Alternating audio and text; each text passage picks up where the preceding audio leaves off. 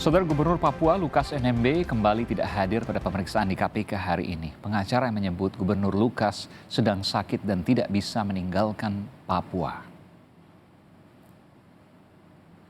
Sebelumnya, KPK menetapkan Gubernur Papua Lukas NMB sebagai tersangka dugaan gratifikasi dana APBD Papua sebesar 1 miliar rupiah. Sementara itu, Pusat Pelaporan Analisis Transaksi Keuangan (PPATK) menemukan transaksi perjudian di sebuah kasino oleh Gubernur Papua Lukas NMB sebesar 560 miliar rupiah. Lalu bagaimana KPK bersikap tegas dalam penyelesaian kasus yang menjerat Lukas NMB? Kita akan bahas usai tayangan berikut ini. Gubernur Papua Lukas NMB kembali tidak memenuhi panggilan KPK. Menurut kuasa hukum Lukas NMB, Stefanus Roy Renning, kliennya saat ini masih dalam kondisi sakit sehingga tidak bisa datang ke Jakarta. Bahkan Lukas NMB sempat meminta izin untuk berobat ke Singapura. Pasti hadir sampai dia sehat.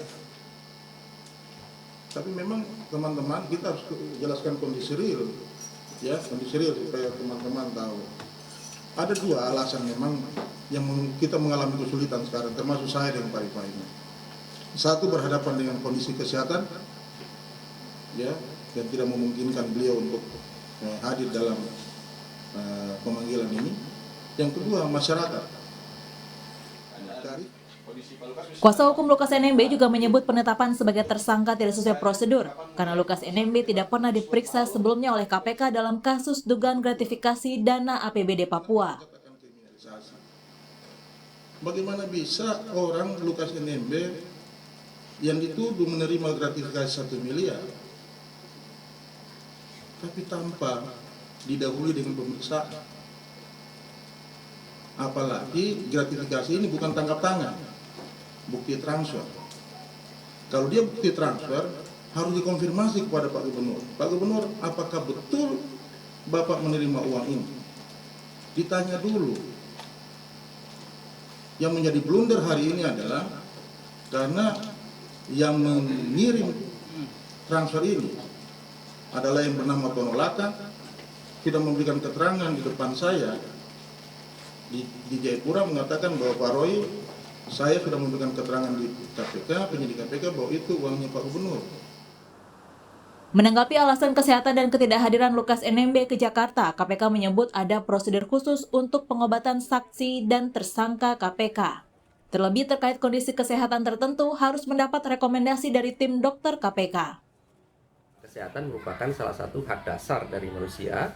Oleh karena itu, seharusnya permohonan dimaksud juga disertai dengan dokumen resmi kesehatan dari tersangka yang kemudian akan kami lakukan analisis terhadap alasan ketidakhadiran dari tersangka dimaksud.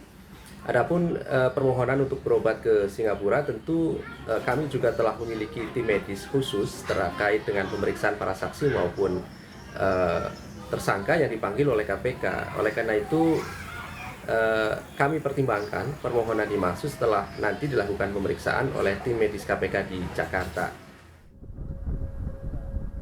Sementara itu, Presiden Joko Widodo juga meminta Gubernur Papua Lukas NMB untuk menghormati semua proses hukum di KPK.